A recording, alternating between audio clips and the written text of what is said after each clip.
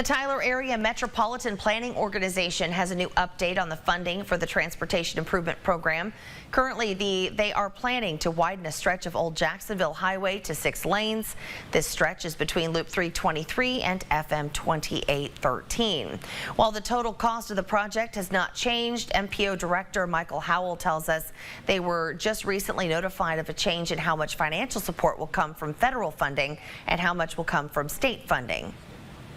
Originally, it was reported to the MPO as being 100% coming from the state.